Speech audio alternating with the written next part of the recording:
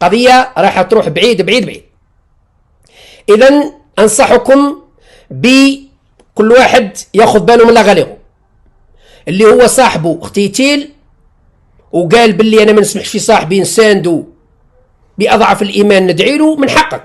ما نقولوش باللي الناس كل خوانة، لا، لكن نقول لكم باللي لما تعرفوا الحقيقة، لما تكتشفوا حقيقة اغتيتيل رايحين تصدموا.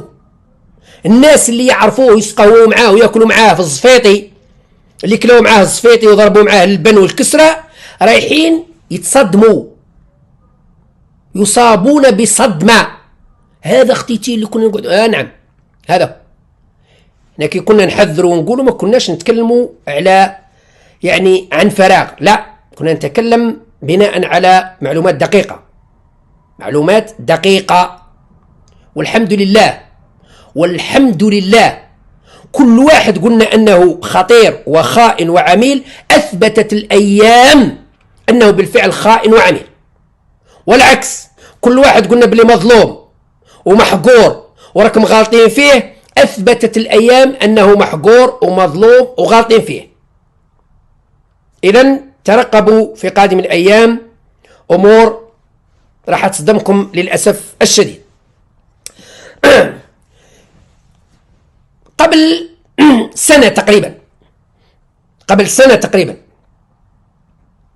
كنت تكلمت على واحد الموضوع، قلت لكم أنه فيه قضية في ولاية سكيكدا، كاين واحد السيدة منتخبة في المجلس الولائي في سكيكدا، شرات أصوات، خلصت جماعة وكذا وكذا باش شرات أصوات باش ينتخبوا عليها ورشحوها عضو في مجلس الأمة، أصبحت سيناتريس أو سيناتور. هذه السيدة أنا ما نعرفهاش وما عنديش معها مشكل، ولكن أنا ضد الفساد. شراء الذمم وشراء الأصوات شيء حرام وممنوع، حرام وممنوع. إذن تكلمت عليها إذا تتذكروا تكلمت عليها، ونشرت تسجيلات سرية نشرتها، قلت لكم هاي التسجيلات أنه فيه بيع وشراء للأصوات. كاين بعض اللي نساوها، ولكن أنا نقول لكم كنت نتكلم على موضوع ولو بعد حين.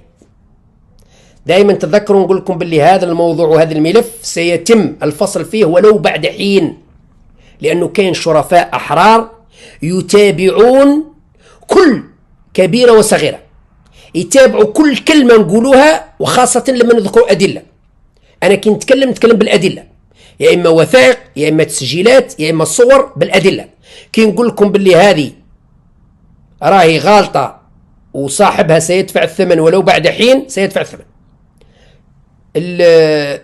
أمس نظن ولا اليوم البرلمان بغرفته صوت على سحب الثقة من عدد من النواب المتهمين في قضايا تزوير، اختلاس، كذا، من بينهم هذه النائب تاع سكيكدا اللي تكلمنا عليها، هاهم الأسماء نتاعهم النواب عضو مجلس الأمة وأعضاء المجلس الشعبي الوطني، من بينهم نواب حتى في ولاية تيبازا كنا تكلمنا عليهم وقلنا أنه هذو ضالعين في الفساد، هم نحاولهم الحصانة باش يفوتوا المحكمة، وبعد أيام ولا أسابيع تسمعوا أخبارهم في المحكمة، الله أعلم، حسب التهم، يا إما إيداع الحبس الاحتياطي على ذمة التحقيق وكمل التحقيق، أو براءة، الله أعلم، لا نتدخل في العدالة، ولكن التهمة موجودة، لأن اللجنة القانونية في البرلمان وجدت أنه فيه تهمة، والنائب العام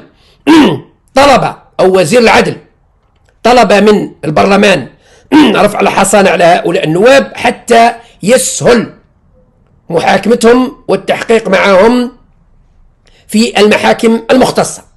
إذن الحمد لله لا نظلم، ما نظلموش الناس، كي نقولوا باللي هذا راهو دايرها تفوت شهر عام عامين، لكن الدولة تجبد له. أنا دائما نقول لكم يا ناس ما تلعبوش مع ربي والدولة العميقة، ما تلعبوش مع ربي سبحانه، يمهل ولا يهمل.